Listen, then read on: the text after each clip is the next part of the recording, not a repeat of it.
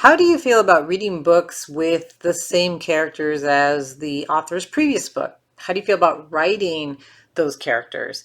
We're going to talk today about revisiting older characters, so characters from previous novels, and whether that is a good idea or not. You have a story to tell, but you don't know where to start. Let me show you how to free your story. I teach you how to write and how to dig deep in your soul to release your story and make a difference in the world. Welcome to the Julia Amante channel. If we're just meeting, I am Julia Amante. I'm a women's fiction author, and I'm here on Fridays to give you some writing tips.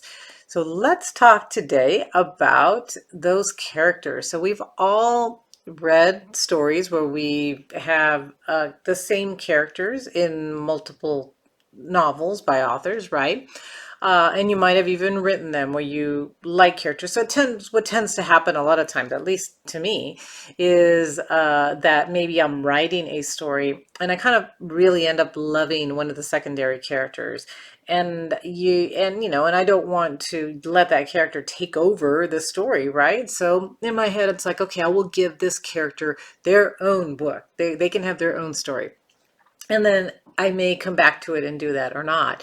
And for a couple of books I have. So one of my Laura Rios books, so Becoming Latina in 10 Easy Steps, when I wrote Becoming Americana, I took a character from Becoming Latina and she became the main character of Becoming Americana. Well, is that a good idea? Should you do that? Should you not do that? We're going to talk about why it could be a good idea, why it might not be such a great idea. I think some authors have done it successfully and then others not as much. So when Harper Lee's book came out, the second one, so To Kill a Mockingbird was the first, and then it went years and years and years and years. I mean, a crazy amount of years. And then her second book was Found, and at this point, she was very old, and there's a question on whether she was even able to really approve of it, but she approved of the second book being released. It was called Go Set a Watchman. Yeah, Go Set a Watchman.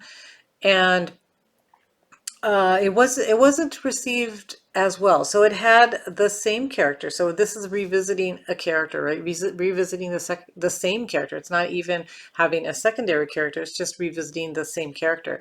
And it was the second novel actually takes place before the original novel, and it was Atticus Finch's book or story, and again, a lot of people were not happy with that. He seemed like a totally different person.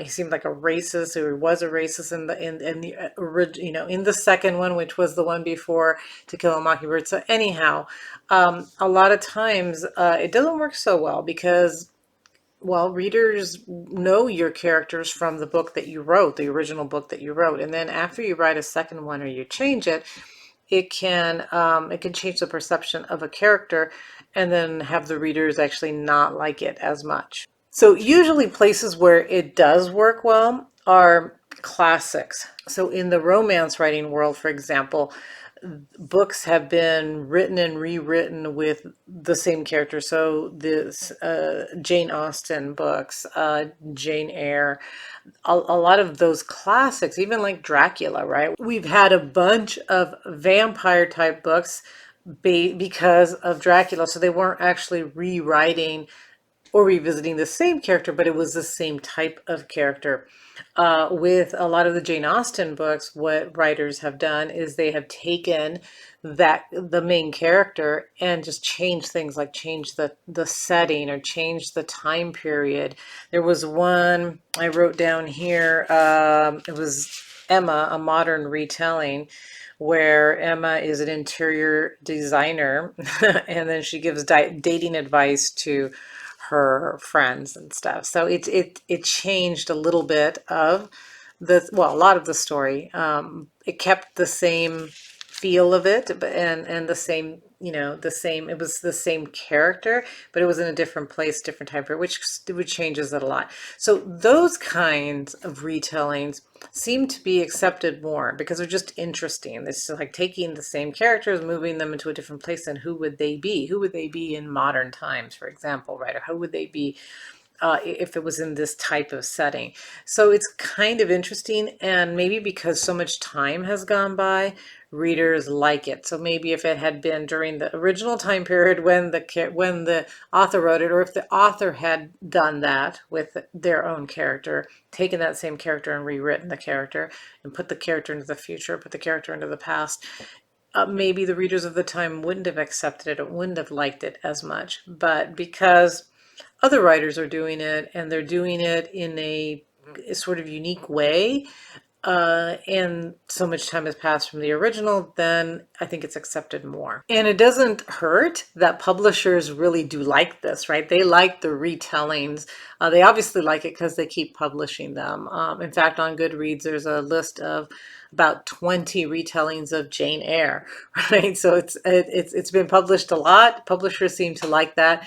It's accepted well by the readers. It's accepted well by the publisher. So those are some seem to be more successful. So to me, there has to be a good reason for bringing back a character. So just because the author liked the character and wants to rewrite this character in the future, or just because they liked a secondary character and want to bring that character back in its own book, I don't think that's enough. I think there has to be a deeper reason why why it would make a good book, why bringing this character back, risking having the readers not like the character when they did used to like the character.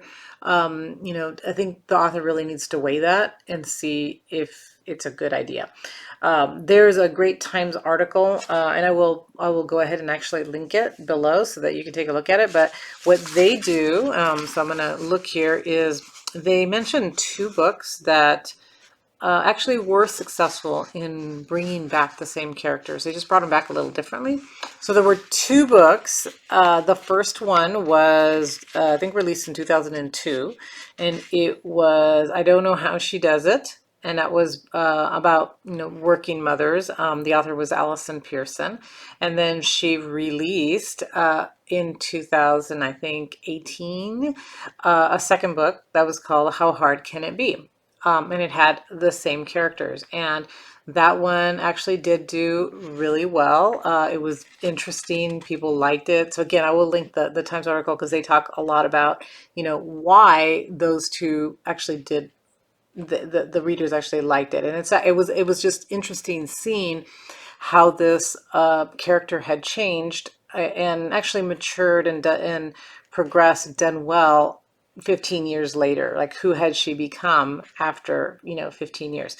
The other book was actually in 2003, and it was A Devil Wears Prada, by Lauren Weisberger, and then she released also in 2018 the When Life Gives You Lululemons. And again, we got to see that same character 15 years later, more mature, working with young girls who are the age that she was when she started in the business, and it shows how that character has changed. And I think the big thing, which is I think why they did well, why these two books, the second books, actually did well as the first ones.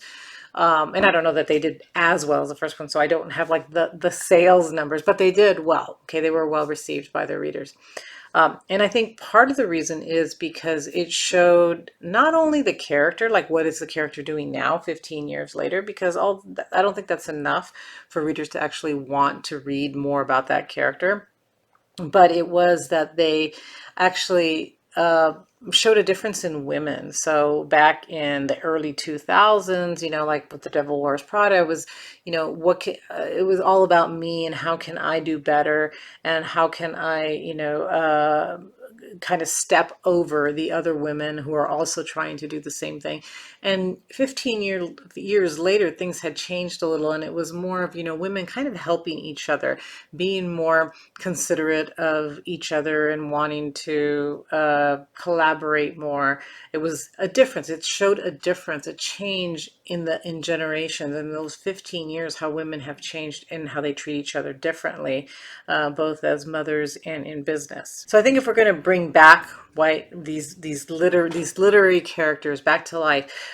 We want it to be something deeper. And the new book, right? The new book shouldn't just be like, what are they doing now? It should be more of, it should be a unique book, a unique story, and show something new, right? So something more interesting. So it shouldn't be like a rehash of the same story. It should be something that, again, just its own unique story that has its own message that's probably going to be different from the original book, but still has that same character. And within that same character, the reader should see that growth. They should see that, yes, this is the same character, but now, especially if it's going to be 15 or a lot of years later, you want to show that there's this sort of a new version of this character or a new aspect of the character that they never got to see before.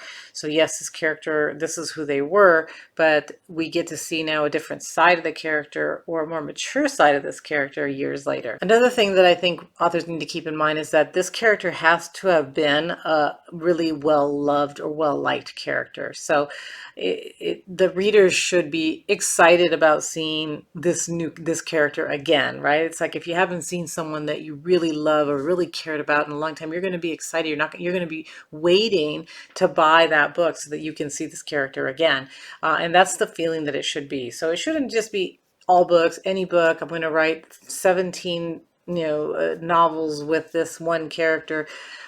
There should be, it should be something that the readers are really anticipating, they're really excited about. And something else I think that authors need to keep in mind is that I think it's always a risk, right? It's always a risk to bring back a character. So I don't know if it was just me, but with all the different Rocky movies, I watched all of them. I think I may not have watched the last few, but there's just been a lot of them. But there was one at some point where and kind of recent, when Rocky's older, he's sort of lost everything. His wife is now dead, his son is older, and he's doing his own thing, and they don't really have a good relationship. And I was actually kind of sorry that I watched it, and I was kind of sorry that they even created it, because he was back where he started from. And I thought, why did I watch all these Rockies then? It was wonderful watching him, build himself into this winning person who achieved his dreams, got his goals, became this, great fighter, had this wonderful family and home and all of this stuff. It's like, that's good. I would love to just remember him as that. But then with the continuations of the different movies, bringing him back now, it's like, what was the point of having him now? Like, he's lost everything. He's just this poor guy living, living by himself. His son isn't really talking to him.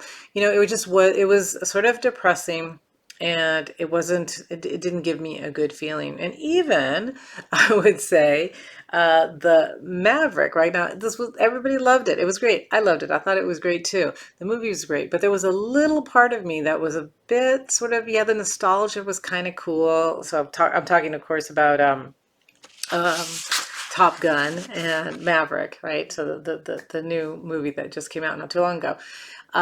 So Top Gun was cool, loved it, great, right? And so here he comes back. Everybody's excited. So it does have a lot, a character everybody loved, a character everybody wants to see. Great story, made a lot of money the first time, made a lot of money the second time. But there was a little part that I thought it was a little sad to see him not have progressed. So what was cool about his sort of cocky attitude and his not following the rules, all of that was cool when he was in his 20s. And he was, super young, and you thought he's going to really go somewhere. He's not somebody who's just going to take orders from other people. He is going to turn out to, be his own man. But when you see him years later now, it's not as cool that, this guy didn't get to where he could have gotten because of that attitude. Made sense, though. I mean, it made sense in the storyline that he wouldn't have changed that much. But there was, a little sadness. Again, that could just be me. But a lot of times, I think you're taking a risk, and loved the movie, loved all of it. But it could have been a bigger risk. And maybe it could have flopped, right? Not people seeing this character in a different way, or not wanting to see him be the same guy he used to be without really much growth. So I think it's a risk to bring back a character unless you are going to make sure that there's some growth, that the character is really well loved, that that you're going to have a new storyline that's bringing something different, something new, something unique, where this new book can stand on its own. So should writers bring back old characters, revisit them, and write a new story with them? I think that it's something that an author needs to look at the pros and the cons, the benefits, and if they're going to outweigh the negatives of bringing the character back, then definitely go for it. Write the story, see what happens. For me, I've done it. It's worked well for some books.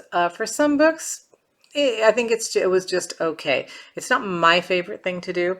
I'd rather just write a brand new story. And I'm not talking about these like series, right? So authors they'll write a series where everything happens in a community and there's different characters and stuff. I do think that readers do love that because they love to read about all the different characters in the community. I'm talking more about like The Devil Wears Prada, bringing that back years later. So it's not a series. It was a standalone story, and now you're bringing it back with the same character and doing it again, right? With same character, different story. That's what I'm talking about. That's when you need to decide, is it going to be worth it? Are enough people going to love it? Are enough people going to flock to try to to try to read this book because they enjoyed the first one so much? Okay, so I hope this has helped, or at least made you think a little bit about, whether it's a good idea to bring characters back or not. But I do think ultimately it's just a matter of the writer just thinking it through and seeing if the benefits are there. All right, if you like this video, please hit the like button, share it with friends, and subscribe to the channel. I'll see you next week.